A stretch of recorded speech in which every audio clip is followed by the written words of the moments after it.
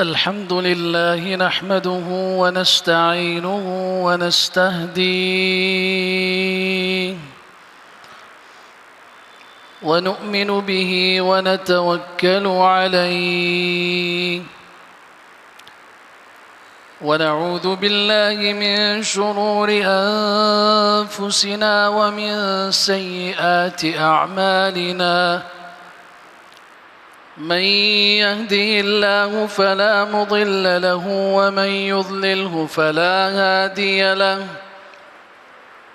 وأشهد أن لا إله إلا الله وحده لا شريك له وأشهد أن سيدنا ومولانا محمدًا عبده ورسوله صلى الله تعالى عليه وعلى آله وصحبه وبارك وسلم تسليمًا كثيرًا أما بعد فأعوذ بالله السميع العليم من الشيطان الرجيم بسم الله الرحمن الرحيم كنتم خير أمة أخرجت للناس تأمرون بالمعروف وتنهون عن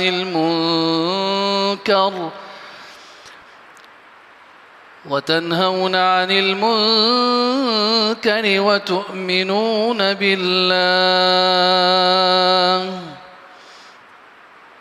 وقال تبارك وتعالى وعد الله الذين آمنوا منكم وعملوا الصالحات ليستخلفنهم في الأرض كما استخلف الذين من قبلهم وليمكنن لهم دينهم الذي ارتضى لهم وليبدلنهم من بعد خوفهم أمنا يعبدونني ولا يشركون بي شيئا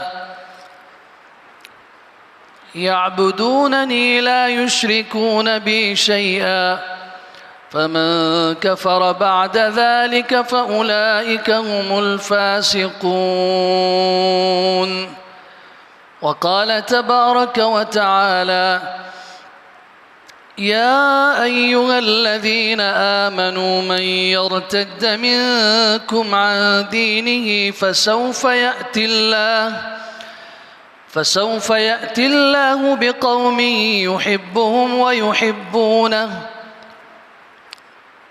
أذلة على المؤمنين أعزة على الكافرين يجاهدون في سبيل الله ولا يخافون لومة لائم وقال تبارك وتعالى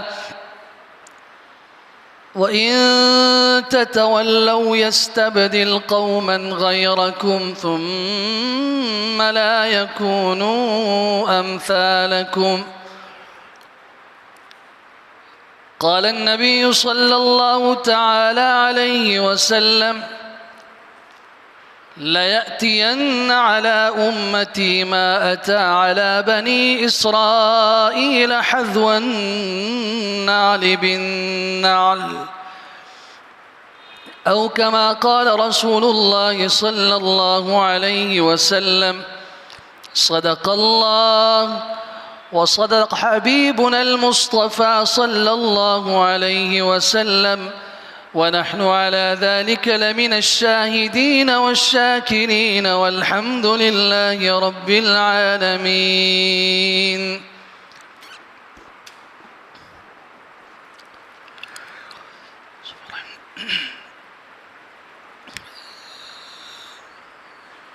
मैंने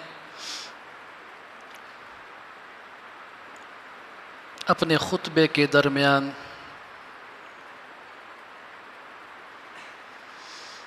सूरत आल इमरान की आयत 110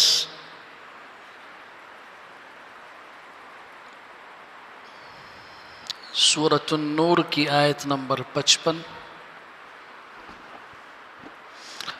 سورۃ مائدہ کی آیت 54،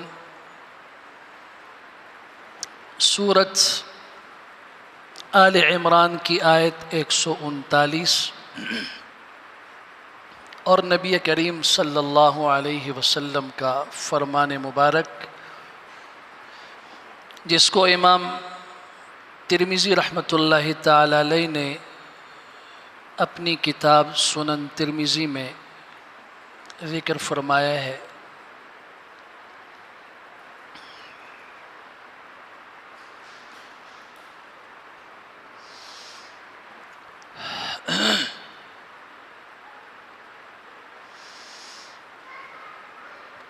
ان آیات کی تلاوت اور نبی کریم صلی اللہ علیہ وسلم کے فرمان مبارک کا ذکر اللہ تعالی حقیقت کو تصحیح نیت کے ساتھ ہم سب کی زندگی کے بدلنے کا ذریعہ بنائے۔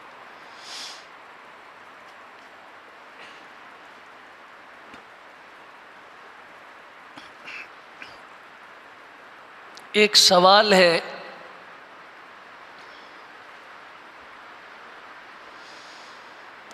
امت مسلمہ آج زوال کا شکار کیوں ہے؟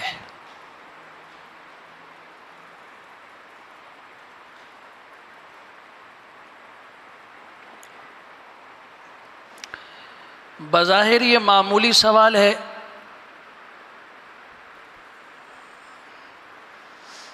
لیکن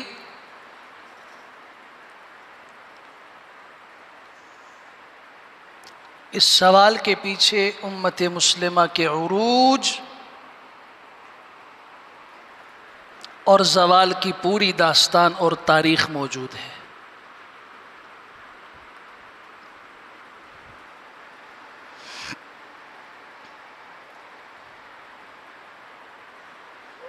آج بہت زیادہ ضرورت ہے اس موضوع پر بات کرنے کی اور اس کو سمجھنے کی۔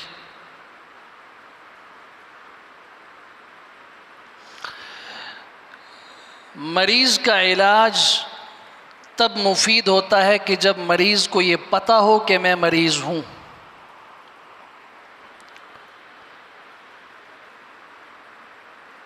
اگر ایک آدمی اپنے مرض کو ہی نہیں سمجھتا تو وہ علاج بھی نہیں کروائے گا، تندرست بھی نہیں ہوگا۔ جو مریض سمجھتا ہو کہ میں مریض ہوں اور اس کے بعد اس کے دل میں اپنے علاج کا شوق پیدا ہو اور تیسرے نمبر پر علاج کے لیے صحیح ڈاکٹر کے پاس پہنچے،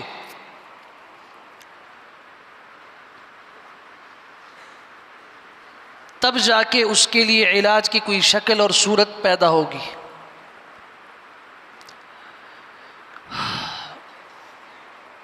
امت مسلمہ کے زوال کے کچھ اسباب ہیں، بیماریاں ہیں جن کی وجہ سے امت زوال کا شکار ہوئی۔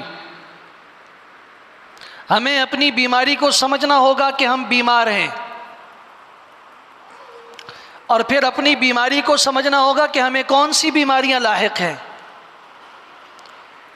اور اس کے بعد ہمیں ان بیماریوں کے دور کرنے اور اس کے علاج کا شوق پیدا ہونا ضروری ہے، اور اس علاج کے لیے ہمیں صحیح شخص کے پاس، صحیح معالج کے پاس، صحیح حکیم کے پاس جانا ہوگا جو ہمیں ان امراض کا علاج بتائے اور ان امراض سے ہمیں شفا اور صحت اور تندرستی کا راستہ بتائے۔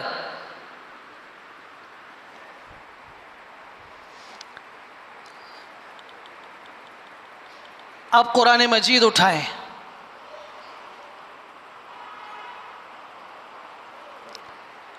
سورت بنی اسرائیل ہے، 15واں پارہ، اس کی آیت نمبر 4 سے آیت نمبر 10 تک کا مطالعہ کیجئے۔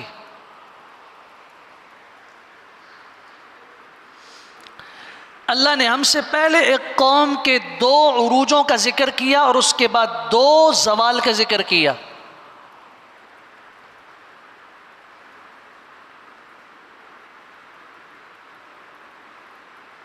سورت بنی اسرائیل اس کی 4تھی آیت ہے، وَقَضَيْنَا إِلَى بَنِي إِسْرَائِيلَ فِي الْكِتَابِ، ہم نے کتاب میں بنی اسرائیل کے لیے یہ فیصلہ لکھ دیا، لَتُفْسِدُنَّ فِي الْأَرْضِ مَرَّتَيْنِ وَلَتَعْلُنَّ عُلُوًّا كَبِيرًا، کہ تم زمین میں 2 دفعہ فساد کرو گے،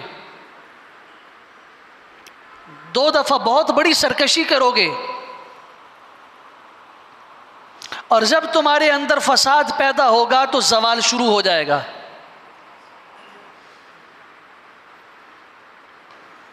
پھر جب تم سنبھلو گے تو اللہ تعالیٰ پھر اپنی تائید اور نصرت تمہارے ساتھ شامل فرمائیں گے، زوال کو ہٹا دیں گے، عزت دے دیں گے، لیکن پھر دوبارہ تمہارے اندر وہی فساد پیدا ہوگا، سرکشی پیدا ہوگی، نتیجہ پھر زوال تمہارا مقدر بنے گا، اور اس کے بعد جب تمہارے اندر پھر اصلاح کی کوشش اور اصلاح کا جذبہ پیدا ہوگا، اللہ تعالیٰ پھر عذاب کو ہٹا دیں گے۔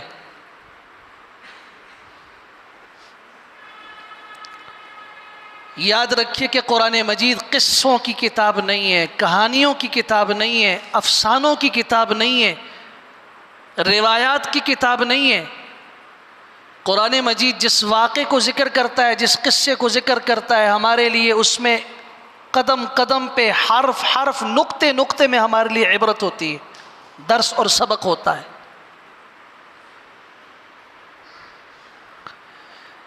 بنی اسرائیل ہم سے پہلے مشرق سے لے کے مغرب، شمال سے لے کے جنوب تک پوری دنیا کی تمام قوموں میں سب سے معزز اور سب سے اللہ کی محبوب اور پسندیدہ قوم تھی۔ یا بنی اسرائیل اذکروا نعمتی التی انعمت علیکم، صرف اس ایک جملے کو لے لیجئے اور صرف ایک سورت بقرہ کے اندر 3 مرتبہ اللہ تعالیٰ نے اس انداز سے خطاب فرمایا، بنی اسرائیل میری نعمتوں کو یاد کرو جو میں نے تمہارے اوپر کی، وَأَنِّي فَضَّلْتُكُمْ عَلَى الْعَالَمِينَ، اور میں نے تمہیں جہان والوں پہ فضیلت دی، عروج دیا، عزت دی۔ میں اس تفصیل میں نہیں جاتا، یہ بڑی معزز قوم تھی، بڑی اللہ کی چہیتی قوم تھی، لیکن جب ان کے اندر پہلا فساد پیدا ہوا، اس فساد کے نتیجے میں اللہ تعالیٰ نے ان سے وہ عزت لے لی۔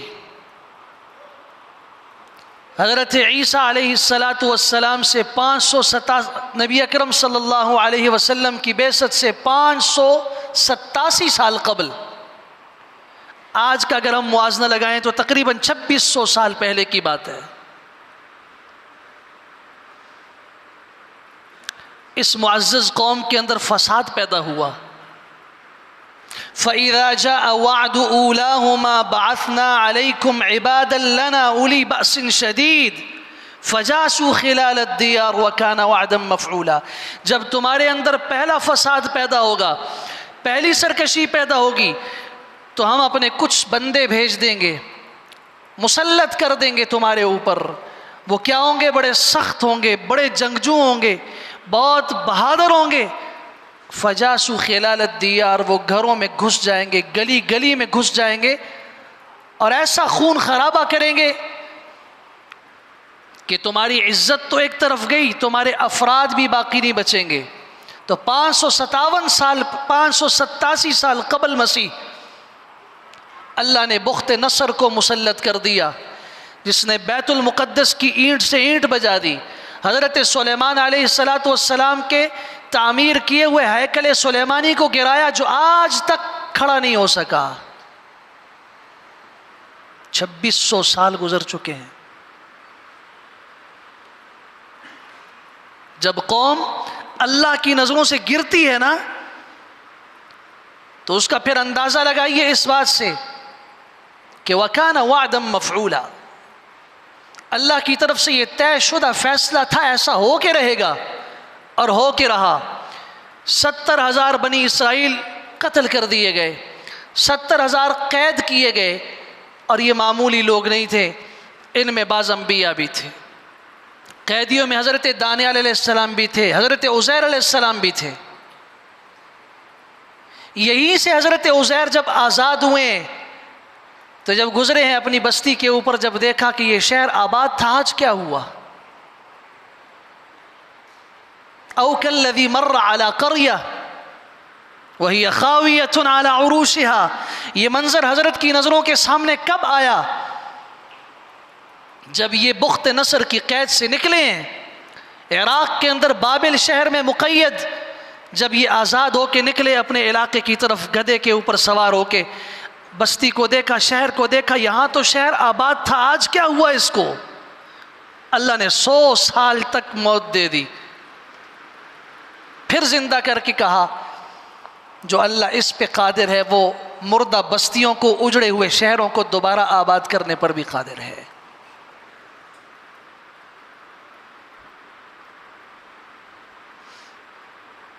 اللہ ثم رددنا لكم الكرة عليهم وأمددناكم بأموال وبنين وجعلناكم أكثر نفيرا۔ اس کے بعد جب اس قوم میں پھر توبہ پیدا ہوئی، یا اللہ ہمیں معاف فرما، ہم نے غلطی کی، ہمارے آباء و اجداد نے غلطی کی، ہم نے سرکشی کی، فساد کیا زمین میں۔ ثم رددنا لكم الكرة عليهم، اللہ نے دوبارہ عروج دے دیا، دوسرا موقع مل گیا۔ اس موقع کے نتیجے میں اللہ نے کیا کیا؟ امددناکم باموال، چلو جب تم توبہ کرو گے، ہمارے در کی طرف آؤ گے تو ہم تمہیں مال بھی دیں گے، وبنین، تمہیں اولاد بھی دیں گے۔ آج الٹی مصیبت یہ پڑ گئی کہ بچے دو ہی اچھے، زیادہ بچے جو ہیں یہ وبال جان ہے۔ قرآن مجید جہاں ذکر کرتا ہے اپنی نعمتوں کا، ان نعمتوں میں کثرت اولاد کو بھی ذکر کرتا ہے۔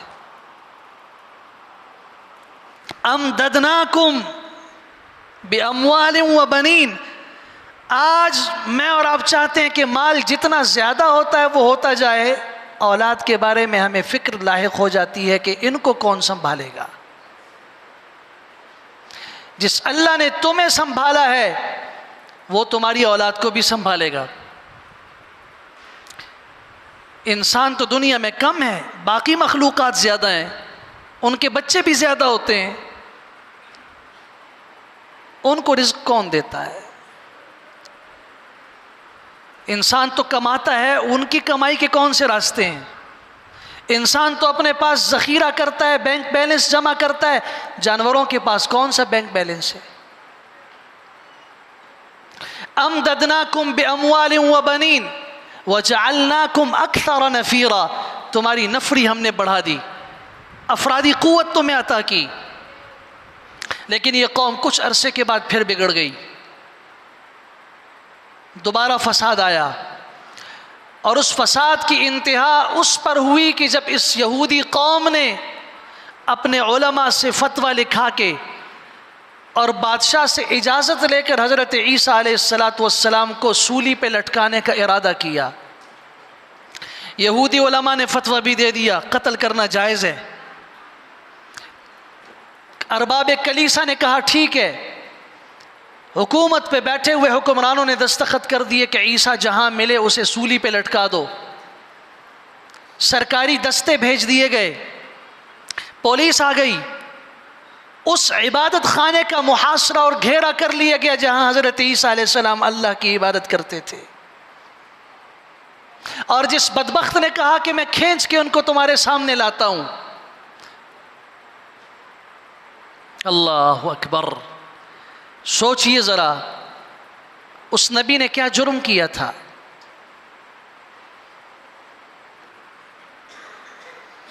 اس نے کسی کی جان لی، کسی کا مال لیا، کسی کی عزت لوٹی، کون سا فساد کیا دنیا میں؟ اپنی عبادت کر رہے ہیں، دروازے پہ دستک دی جا رہی ہے، نکلو باہر۔ جس بدبخت نے کہا شمعون قرینی نے کہ میں پکڑ کے گھسیٹ کے لاتا ہوں عیسیٰ کو، تم یہاں انتظار کرو، جب شمعون قرینی اندر داخل ہوا، حضرت عیسیٰ علیہ السلام سجدے میں سر رکھے ہوئے تھے، ادھر حضرت جبرائیل علیہ السلام کو اللہ نے بھیجا کہ میرے بندے کا بال بھی بیکا نہ ہو، انہیں زندہ اٹھا کے آسمان پہ لے آؤ۔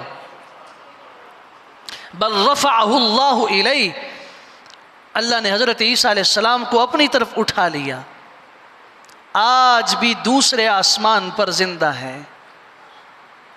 33 سال کی عمر میں اٹھائے گئے اور 33 ہی سال کی عمر کے اندر زمین پہ آئیں گے، نبی کریم صلی اللہ علیہ وسلم کی شریعت کو پھیلائیں گے، اسلام کی خدمت کریں گے اور اسلام کا جھنڈا پوری دنیا پہ لہرائیں گے۔ یہ ہوگا مستقبل میں۔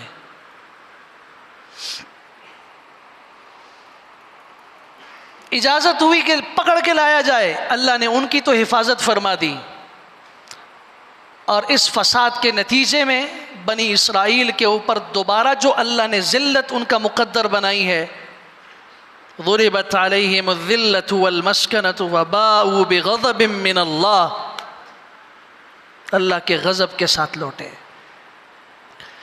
ارے سوچو تو تمہیں عزت کس وجہ سے ملی ہے؟ دین کی وجہ سے ملی ہے۔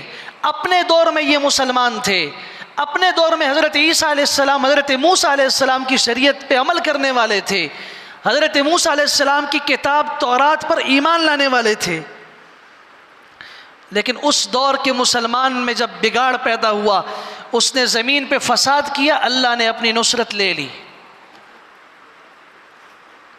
فَإِذَا جَاءَ وَعْدُ آخِرَةٍ لِيَسُوءُوا وُجُوهَكُمْ وَلِيَدْخُلُوا الْمَسْجِدَ كَمَا دَخَلُوهُ أَوَّلَ مَرَّةٍ وَلِيُتَبِّرُوا مَا عَلَوْا تَتْبِيرًا۔ دوبارہ ان میں فساد پیدا ہوا، سرکشی پیدا ہوئی، اللہ نے ان کے اوپر ٹائٹس رومی کو مسلط کر دیا، جس نے 6 لاکھ آدمیوں کو ذبح کیا، 6 لاکھ کو قید کیا، یروشلم کو فتح کیا۔ ایک دن میں 1,33,000 افراد یہودی مارے گئے۔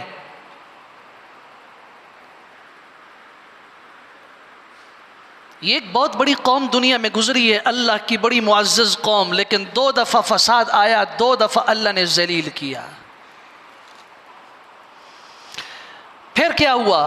عَسَىٰ رَبُّكُمْ أَن يَرْحَمَكُمْ وَإِنْ عُدْتُمْ عُدْنَا۔ جب رسول اللہ صلی اللہ علیہ وسلم کی بعثت ہوئی، پھر ان یہود کو ایک اور موقع اور چانس دیا گیا۔ آج اگر تم چاہتے ہو تمہارا رب تمہارے اوپر رحم کرے، تو آج بھی تمہارے پاس موقع ہے، ہم تمہیں چانس اور دیتے ہیں۔ آؤ قرآن کی طرف، ان ھذا القرآن یہدی للتی ہی اقوم، اس قرآن کی طرف آؤ، اب جو مضبوط راستے کی ہدایت کرتا ہے۔ اب قرآن کی چھتری کے نیچے آؤ گے تو بچ پاؤ گے۔ وَإِنْ عُدْتُمْ عُدْنَا، اس سے پہلے تم فساد کر چکے ہو، نتیجہ بھی دیکھ چکے ہو، پھر اگر تم فساد کرو گے تو عدنا، ہم بھی تمہارے اوپر دوبارہ ذلت اور عذاب مسلط کر دیں گے۔ یہ بنی اسرائیل ہے۔ پھر یہی حال ہمارے ساتھ ہوا، اس امت کے ساتھ ہوا۔ یہ جو قرآن آیا یہ پوری دنیا کے لیے آیا، ھدی للناس۔ اس اللہ کی رحمت، اللہ کی کتاب کی چھتری کے نیچے جو آیا، جس دور میں آیا، اس نے عزت پائی، وہ بلند ہوا، سرخرو ہوا، اللہ کے ہاں کامیاب ہوا، اور جو اس چھتری سے نکلا اللہ کی رحمت سے دور ہوا، ذلت کا مقدر بنا، اور آج مسلم امت کی تاریخ اور مسلم امت کا یہ دور بتا رہا ہے کہ ہم کس ذلت کے ساتھ گزر رہے ہیں۔ مصیبت یہ ہے، میں نے شروع میں کہا تھا کہ مریض اگر اپنے مرض کو ہی نہ سمجھتا ہو تو اس کی ہلاکت میں بڑی جلدی واقع ہو جاتی ہے، دیر نہیں لگتی۔ آج ہم بھی مریض ہو چکے ہیں، بدن کا ایک حصہ بیمار ہو جائے، مریض ہو جائے، اس کی علاج ہو سکتا ہے، لیکن اگر اس کا دل بھی مریض ہو، اس کے جگر بھی بیمار ہو، اس کے گردے بھی فیل ہو جائیں، اس کا ایک ایک عضو ناکارہ ہو جائے، تو پھر انتظار ہوتا ہے اپنوں کو بھی، رشتہ داروں کو بھی، کہ جی کب یہ اٹھے گا، ہم بھی چھوٹیں گے اور یہ بھی اس عذاب سے چھوٹے گا۔ آج امت مسلمہ کے اندر ایک بیماری نہیں ہے، ایک بیماری نہیں ہے، وہ تمام ہلاکت کے اسباب جو سابقہ امتوں کے تھے آج اس امت کے اندر موجود ہیں۔ اور یہ بات میں اپنی طرف سے نہیں کہہ رہا، عبداللہ بن عمرو بن عاص رضی اللہ تعالیٰ عنہ کی روایت سنا رہا ہوں، جس کو امام ترمذی نے سنن ترمذی میں نقل کیا ہے، لَيَأْتِيَنَّ عَلَىٰ أُمَّتِي مَا أَتَى عَلَىٰ بَنِي إِسْرَائِيلَ حَذْوَ النَّعْلِ بِالنَّعْلِ، میری امت پہ ضرور وہ وقت آئے گا، وہ حالات آئیں گے جو اس سے پہلے بنی اسرائیل پہ آئے ہیں۔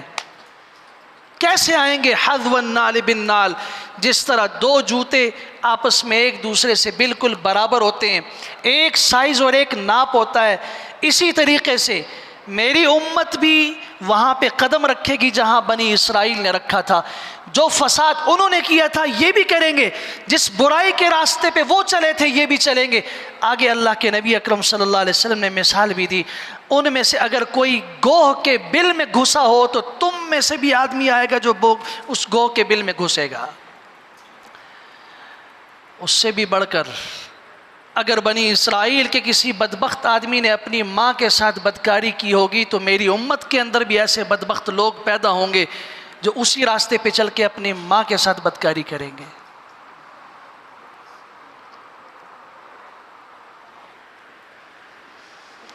اللہ، یا رسول اللہ کیسے بچنے کی صورت ہوگی؟ جو بچنا چاہے گا تو کیسے بچے گا؟ بڑا آسان طریقہ بتایا، ما انا علیہ واصحابی، جو میرے اور میرے صحابہ کے طریقے پہ آ گیا وہ بچ جائے گا۔ ما انا علیہ واصحابی، یہ جو آج کہا جاتا ہے اہل السنہ والجماعہ، یہ اسی حدیث سے لیا گیا ہے۔ الحمدللہ ہم اپنے آپ کو اہل السنہ والجماعت اس لیے کہتے ہیں کہ ہم سنت کی اتباع بھی کرتے ہیں، صحابہ کرام کی جماعت کو حق سمجھتے ہوئے ان کے نقش قدم پہ چلنے میں ہم ہدایت سمجھتے ہیں۔ یہ بچنے کا واحد راستہ ہے۔ باقی کیا حالات ہوں گے؟ آپ کہہ رہے ہوں گے کہ جی آج حاجی بھی زیادہ ہیں، آج نمازی بھی زیادہ ہیں، آج صدقہ کرنے والے بھی زیادہ ہیں۔ حضور اقدس صلی اللہ علیہ وسلم نے مکہ میں جو محنت کی تو 100 لوگ بھی مسلمان نہیں ہوئے۔ مکہ کے اندر اکٹھے ایک دفعہ ایک ایک کر کے دن رات کی محنت ہوئی، ایک ایک کر کے مسلمان ہونا شروع ہوئے۔ اور جب آپ نے اپنا آخری اور سب سے بڑا حج حضور کے زمانے میں جو ہوا، اس میں آپ کے جو مد مقابل آپ کے جو مخاطب صحابہ تھے 1,40,000 1,24,000 کی جماعت تھی، 1.25 لاکھ۔ آج دنیا میں کتنے مسلمان ہیں؟ 3 ارب کے قریب۔ تعداد آج مسلمانوں کی زیادہ یا اس وقت؟ آج زکوٰۃ دینے والے زیادہ ہیں یا اس وقت؟ آج تہجد پڑھنے والے زیادہ ہیں یا؟ میں افراد کی بات کر رہا ہوں، میں فیصد کی نہیں کر رہا، میں تناسب کی نہیں کر رہا۔ آج جو حج ہو رہا ہے، حضور کے زمانے میں سب سے بڑے حج کے اندر 1,40,000 افراد تھے، آج حج کے اندر 35 سے 50 لاکھ افراد ہوتے ہیں۔ تو پھر کوئی کہہ سکتا ہے کہ مسلم امت کیسے زوال کا شکار ہو رہی ہے؟ ترقی ہے، یہ تو بڑھ رہے ہیں، افراد زیادہ ہو رہے ہیں۔ امت مسلمہ میں آج تک جو عروج کا دور دیکھا ہے یہ 2 دور ہیں۔ پہلا دور 400 سال تک رہا، نبی کریم صلی اللہ علیہ وسلم کی محنت کے نتیجے میں صحابہ مسلمان ہوئے، ان کی محنت کے نتیجے میں تابعین کی جماعت تیار ہوئی، ان کی محنت کے نتیجے میں تبع تابعین تیار ہوئے، اور ان کے بعد کے افراد۔ 400 سال تک امت مسلمہ کا پہلا دور عروج کا دور ہے، اور ایسا عروج کا دور ہے جو اس کے بعد کبھی بھی نہیں آیا۔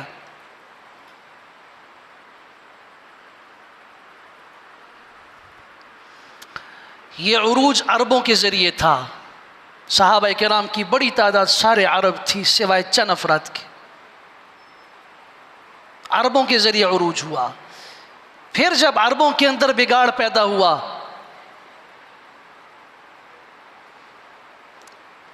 تو 37واں عباسی خلیفہ معتصم باللہ تاتاریوں کے فتنے کے نتیجے میں وہ جو دردناک داستان تاریخ نے رقم کی ہے، اللہ کی قسم نہ ہم اس کا تصور کر سکتے ہیں جو امت مسلمہ کے اوپر حالات آئے اس زمانے میں.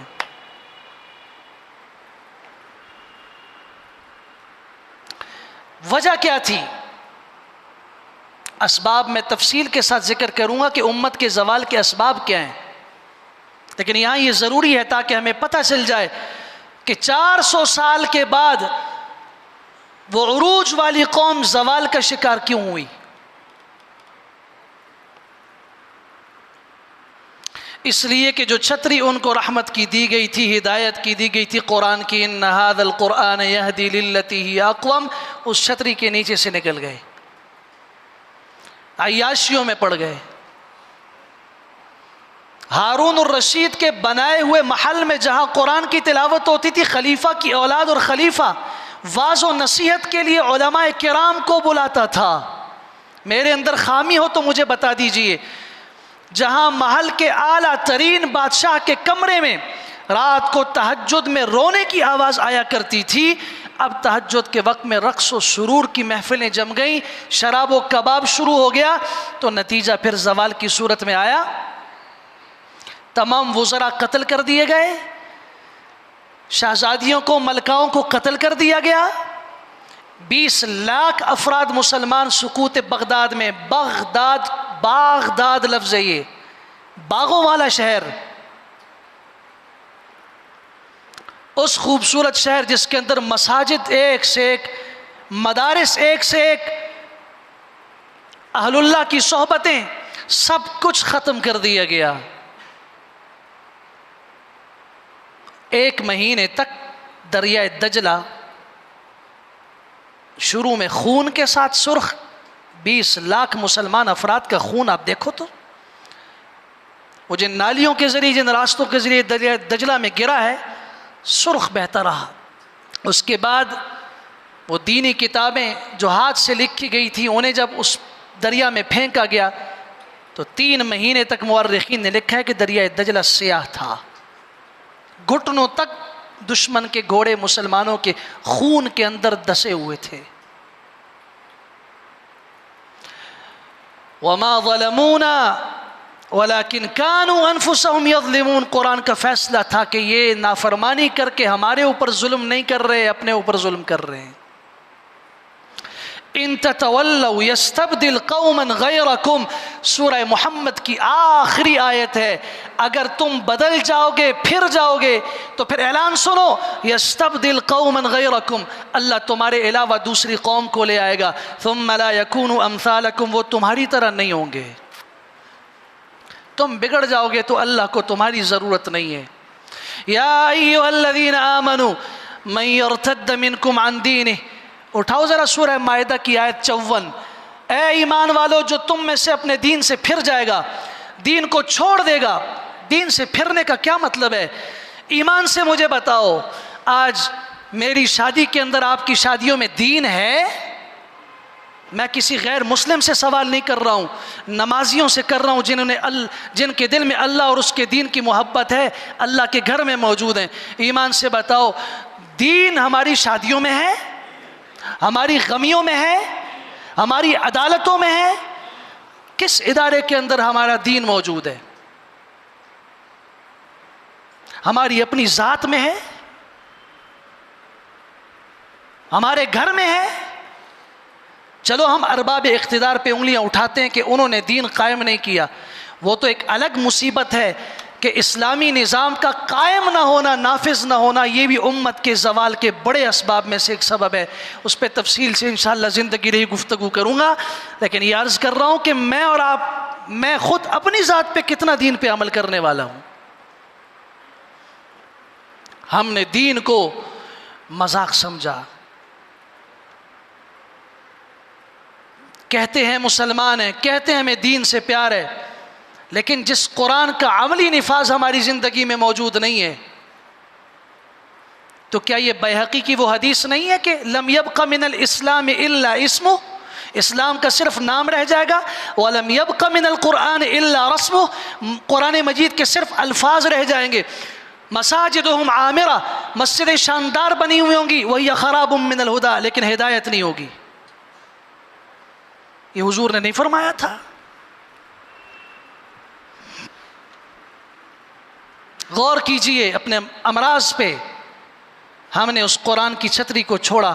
حضور صلی اللہ علیہ وسلم کی آنکھوں میں آنسو تھے، صحابہ سے فرما رہے تھے لعلی لا اراکم بعد عامی ھذا، ہو سکتا ہے کہ میری پھر تم سے ملاقات نہ ہو، اس سال کے بعد میں تمہیں نہ دیکھ سکوں، تم پھر حج میں مجھے نہ مل سکو، لیکن یاد رکھو ترکت فیکم امرین، دو چیزیں چھوڑ کے جا رہا ہوں، لن تضلوا ما ان تمسکتم بہما، کتاب اللہ و سنتی، دو چیزیں چھوڑ کے جا رہا ہوں تمہارے اندر، اگر تم انہیں مضبوطی سے تھامو گے تو تم گمراہ نہیں ہوگے، تمہیں کوئی بھی نقصان نہیں پہنچا سکے گا، ایک اللہ کی کتاب قرآن ہے اور ایک میری سنت ہے۔ اور میں اور آپ نے کہا کہ ہماری خوشی کا موقع ہے، یہ کوئی ماتم تو نہیں ہے، اس لیے قرآن و سنت کو چھوڑ دو۔ آج موت واقع ہوئی، غم کے اس لمحے میں بھی رسومات اور رواجات کی ایسی بھرمار ہے کہ جو بالکل صراحتاً قرآن و سنت کے خلاف ہے۔ کہہ سکتا ہے کوئی؟ میں اللہ کی قسم کھا کے کہتا ہوں، آج اگر صحابہ میں سے کوئی زندہ ہوتا تو وہ نہ ہماری غمی میں شریک ہوتا نہ ہماری خوشی میں شریک ہوتا، وہ کہتا کہ یہ تو مسلمانوں کا نہ غم ہے نہ مسلمانوں کی خوشی ہے۔ ہم جو قرآن و سنت میں پڑھتے ہیں اس کے خلاف ہوتا ہوا دیکھ رہے ہیں۔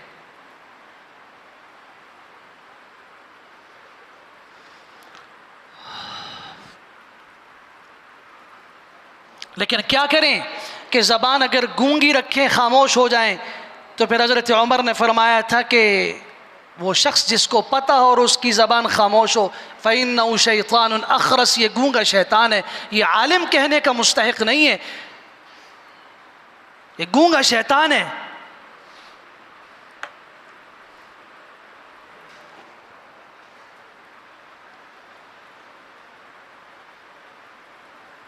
ہم نے قرآن کو سب جگہوں سے رخصت کر دیا، بازاروں میں بھی نہیں، تجارت میں بھی قرآن نہیں، سنت نہیں۔ کس کس طبقے کا نام لیا جائے؟ جو دین پھیلانے والے تھے ان کی اپنی زندگی میں دین نہیں ہے۔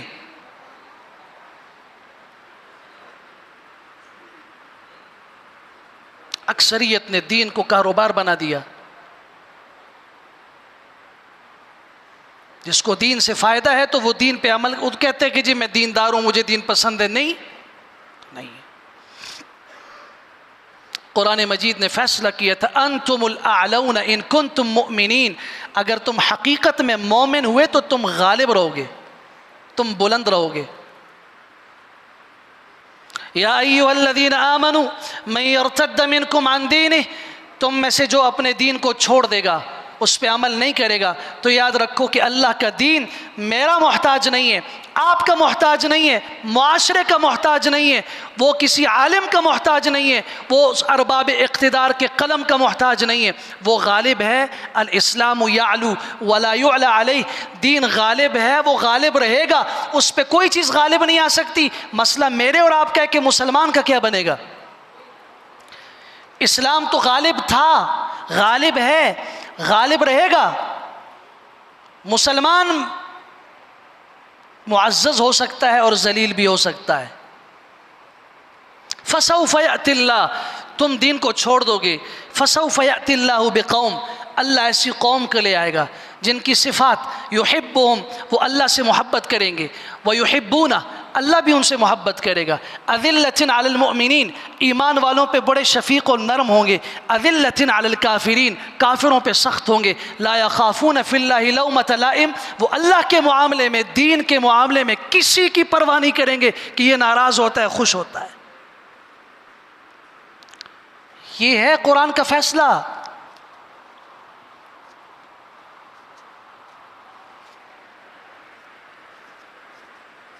وَجَاهِدُوا فِي اللَّهِ حَقَّ جِهَادِهِ، سورہ حج کی آخری آیت پڑھو. اللہ کے دین کے لیے اٹھ کھڑے ہو، اپنی ذات سے لے کر پوری دنیا میں اس کے نفاذ کے لیے. هو اجتباکم، اللہ نے تمہیں چنا ہے. ما جعل علیکم فی الدین من حرج، تمہارے دین میں اللہ نے کوئی تنگی نہیں رکھی ہے. ملت ابیکم ابراہیم هو سماکم المسلمین، اس اللہ نے تمہارا نام مسلمان رکھا ہے. کبھی سوچا آپ نے اسلام نے کبھی دعوت دی؟ نبی اکرم صلی اللہ علیہ وسلم قریشی تھے، قریش سے تھے. آپ نے کبھی کسی کو کہا کہ قریش کے جھنڈے کے نیچے جمع ہو جاؤ؟ آپ نے کسی کو کہا کہ مکی بن جاؤ، مکہ کے جھنڈے کے نیچے آ جاؤ، مدینہ کے جھنڈے کے نیچے آ جاؤ؟ ایک جھنڈا تھا، لا الہ الا اللہ محمد الرسول اللہ کا ایک کلمہ تھا، اس کے نیچے جمع ہو جاؤ. کونوا عباد اللہ اخوانا، اللہ کے بندو بھائی بنو.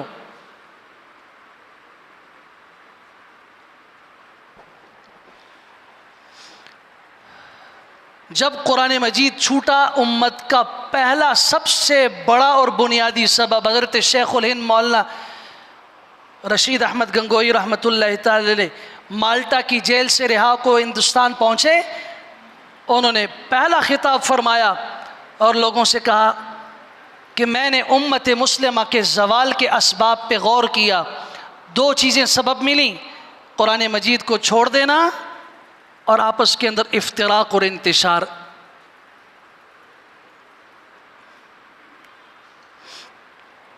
اللہ کریم ہمیں ہوش کے ناخن لینے کی توفیق عطا فرمائے. اللہ ان بیماریوں کو جڑ سے اکھاڑ دے جو امت کے زوال کا سبب ہیں. اور آؤ قرآن کی طرف. میں نے پہلے سبب پہ صرف بات کی ہے، قرآن مجید کا ترک کر دینا، قرآن مجید کا چھوڑ دینا. آج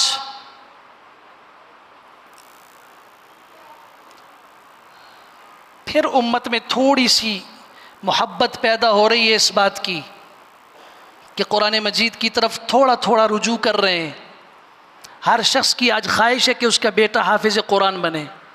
لیکن خود اپنے آپ سے پوچھو، آپ نے قرآن سیکھا تھا، آپ کے باپ دادا، یہ بیچ میں جو ہمارے اوپر ایک وقت گزرا ہے بالکل قرآن سے دوری کا گزرا ہے، لیکن اتنا خطرناک گزرا ہے کہ جب قرآن کا ہمارے آباء و اجداد کو پتہ نہیں تھا تو پھر سراسر خلاف قرآن باتیں ہمارا دین بن گئیں. پھر ہمارے معاشرے میں وہ جو کچھ ہو رہا ہے دین کے نام پہ، جب قرآن کا پتہ ہی نہیں ہے، سنت کا پتہ ہی نہیں ہے، تو جو کچھ ہو رہا ہوگا وہ دین ہو سکتا ہے؟ پھر جس معالج نے کہا کہ آپریشن کی ضرورت ہے اس مریض کی، ہم نے اس معالج کو گالیاں دینا شروع کر دی. ہم نے کہا یہ نئی باتیں کرتا ہے. وہ بیچارہ چیخ کے کہہ رہا ہے کہ آؤ قرآن کی طرف. میں یہ نہیں کہہ رہا میری طرف آؤ، قرآن کی طرف آؤ، سنت کی طرف آؤ. باپ دادا کو چھوڑ دو، معاشرے کو چھوڑ دو، علاقائیت کو چھوڑ دو کہ ہمارے علاقے میں ایسا ہوتا ہے. یہ سارے بت ہیں یا نہیں ہیں؟ بتاؤ. کیوں قرآن مجید کو چھوڑ دیا گیا؟ اس لیے کہ ہمارے علاقے میں اس پر جو آپ کہہ رہے ہیں قرآن، یہ ہمارے علاقے میں نہیں ہے. تو آپ کے علاقے میں تو قرآن کسی کو آتا نہیں، کیا کریں؟ اللہ کریم ہمیں سمجھ کی توفیق عطا فرمائے. وآخر دعوانا الحمدللہ رب العالمین.